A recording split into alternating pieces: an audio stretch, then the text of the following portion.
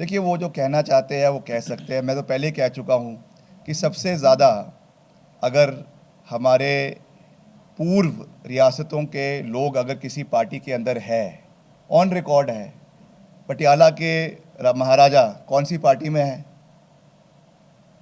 भाजपा में। कुल्लू के महाराजा पूर्व राजा कौन सी पार्टी में है? मैसूर के महाराजा कौन सी पार्टी में है? जयपुर के महाराजा महारानी, अब तो वो मुख्यमंत्री हैं, उप मुख्यमंत्री है, कौन सी पार्टी में है?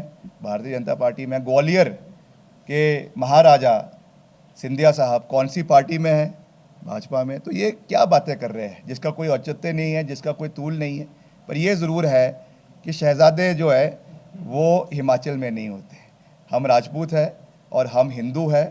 अगर कहना है तो राजा कहे, और मैं अपने लिए नहीं कह रहा हूँ, औरों के लिए कह रहा हूँ, ये कहे। तो ये बिना मतलब की बातें, जिनका कोई सिर नहीं है, कोई पैर नहीं है, ऐसी बातें करना, ये इसका कोई औचित्य नहीं है। केवल आपने एक कॉलेज के अंदर, एक भवन में जो है वो आपने एसपीयू को शुरू कर दिया, और मुझे दुख है ये कहते हुए, मगर ये शब्द कटुर है और मगर सत्य है कि आज सरदार पटेल यूनिवर्सिटी जो है एक अखाड़ा, एक पर्टिकुलर आइडियोलॉजी का बनकर रह गया है। इसलिए दुर्भाग्यपूर्ण है। यूनिवर्सिटी जो होती है वहाँ पे सब विचारों के लोगों को आकर आगे बढ़ने का विचार मंच होना चाहिए। ये कोई राजनीतिक अखाड़ा नहीं है, ये हमारा विद्या का केंद्र है। और यहाँ पे जो क्वालिटी ऑफ फोकस होना चाहिए था वो नहीं हुआ। इसको राजनीतिक रूप से इसका इस्तेमाल करने की पूरी कोशिश भारतीय जनता पार्टी ने करी, मगर इसके quality of infrastructure, quality of academic excellence, और जो हमारे यहाँ पे आपके प्रोफेसर्स हैं या आपके और लोग हैं, उनकी क्या क्वालिफ़िकेशंस है, क्या चीज़ें हैं, वो भी आज एक जो है प्रश्न का जो है चिंता का विषय है। एक उसके ऊपर एक बहुत बड़ा क्वेश्चन मार्क है। तो मैं ज़्यादा इन चीज़ों में नहीं जाना चाहूँगा, मगर ये ज़रूर है कि हम चाहते हैं कि एसपीयू ग्रो करे, मगर सही दिशा में आगे बढ़े, ये हम चाहते हैं।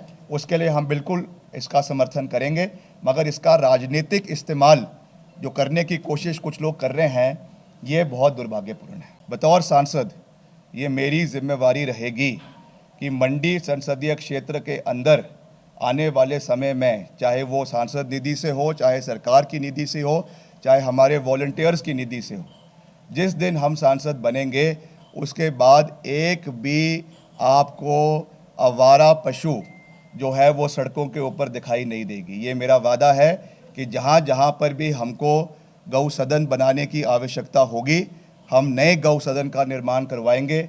जहाँ पर गौ सदन में बहुत सी पशुओं का जो है ज़्यादा लोड पड़ रहा है, हम उसके लिए सेंट्रल से अलग बजट लाएंगे।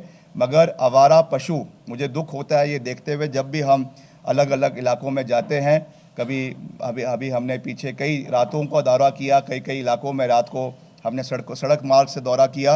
रात को जो है वो हमारे पशु सड़क पर घूम रहे होते हैं।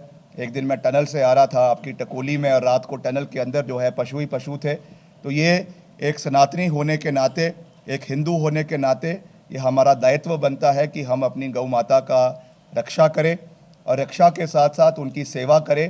इसलिए ये मेरा वादा है कि हम मंडी संसदीय क्षेत्र के अंदर जहाँ पर भी जो है कोई भी आवारा पशु आपको सड़क के ऊपर नज़र नहीं आएगी।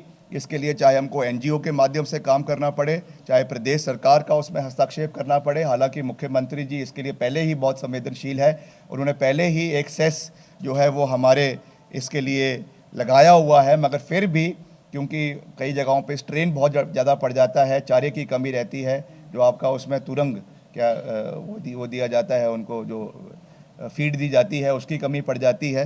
तो इन चीज़ों को हम निश्चित तौर से पूरा ध्यान आने वाले समय में रखेंगे। ये मैं राजनीतिक बयान नहीं दे रहा हूँ, ये एज अ वॉलंटियर एक मंडी के लोगों के प्रति जो हमारी चिंता है, और ख़ास करके जो हमारी सनातन के प्रति चिंता है, उस चीज़ को मद्देनज़र रखते हुए ये मेरा वादा है कि एक भी आवारा पशु आपको जो है वो मंडी संसदीय क्षेत्र के अंदर कहीं नज़र नहीं आएगी। चाहे वो कुल्लू है, चाहे मंडी है, चाहे मनाली है, चाहे पांगी भरमौर है। इस चीज़ का मैं आपको विश्वास दिलाना चाहता हूँ।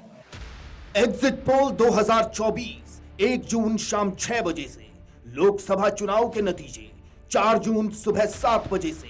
देखिए चुनाव नतीजों से जुड़ी हर खबर सबसे पहले, सबसे सटीक, केवल अमर उजाला पर, amarujala.com।